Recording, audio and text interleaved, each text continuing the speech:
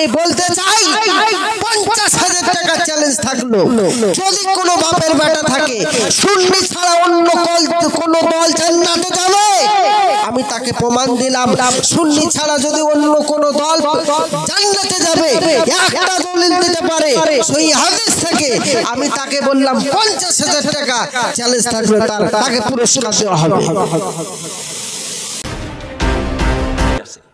আজানের আগে সালাতুস সালাম দেওয়া হাদিসে অবশ্যই আছে। 1 লক্ষ টাকার চ্যালেঞ্জ হাদিসে না কোরআনে আছে? সুবহানাল্লাহ। হাদিস বেশি, কোরআন বড়, কোরআনত আছে। কেউ যে চ্যালেঞ্জ করতে চাই আল্লাহ 1 লাখ টাকা বেশি না ভাইজুম, 1 লাখ টাকা তো মুশকিল তো লগে আল্লাহর রহমতে। যদি কেউ প্রমাণ করতে পারে, আমিন জোরে বললে 1 জাররা পরিমাণ সওয়াব বেশি হবে। এখানে বসে বলতেছি 1 লক্ষ টাকা তাকে পুরস্কার দেওয়া হবে যদি প্রমাণ করতে পারে। আমি আহলে হাদিস ভাইদেরকে 10 লক্ষ টাকার একটা চ্যালেঞ্জ দিচ্ছি আজকে। আমি তো গরিব মানুষ মনে করে আমি ধনী। অনেকে বলে হ্যাঁ যে আমার কোটি কোটি টাকা, অনেকে মনে করে হেলিকপ্টার আমার নিজেরই, মনে করে আমার কোটি কোটি টাকা। এই জন্য আমার শত্রুরা ইনফর্ম করেছিল কি যেন একটা সংস্থা আছে দুদক, এর আসছিল আমার বাড়িতে, এসে দেখে ভাঙ্গা দরবার, ভাঙ্গা ঘর, কিচ্ছু নাই, বেটারা বুক ঢুকে লজ্জা চলে গেছে। আমি তো গরিব মানুষ, আমার ভক্ত গরিবরা জোগায় দিবে আমার 10 লাখ টাকা। আমি একটা চ্যালেঞ্জ দিচ্ছি আহলে হাদিস ভাইদেরকে, তোমরা তো বুখারী মুসলিম ছাড়া হাদিস মানো না, তোমরা যে বুকের উপর হাত বাঁধো, একটা হাদিস বুখারী মুসলিমে দেখাতে পারলে 10 লাখ টাকা দিব। আরো 4টা কিতাব যে সিয়াসিত তার, ওখানেও যদি সহিহ সনদে দেখাইতে পারো 10 লাখ টাকা দিব।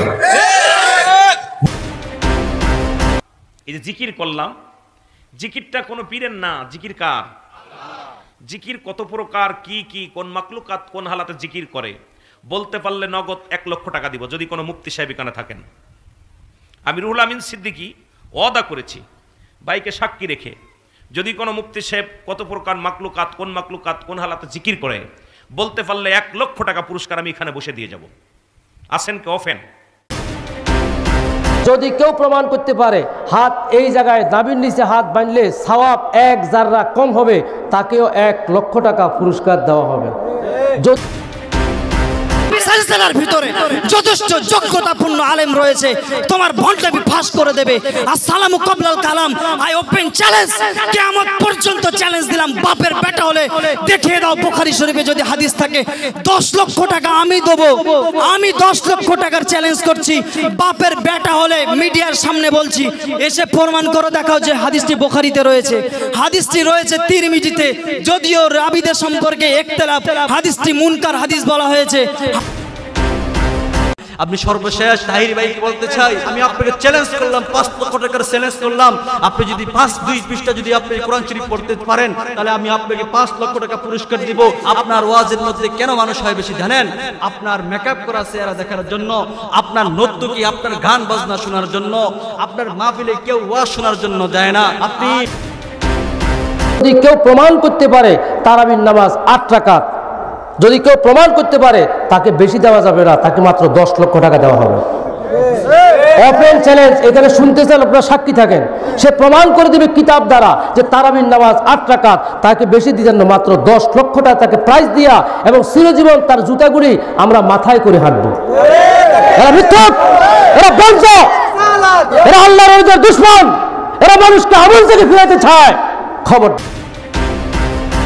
জলঙ্গি থানাতে একটা বিমল দাসের বেটা মোবাইল ঠিক করতো, মেকানিকগিরি করতো, এ বেটা বাংলাদেশে গিয়ে বড় বড় আলিমকে চ্যালেঞ্জ করতেছে।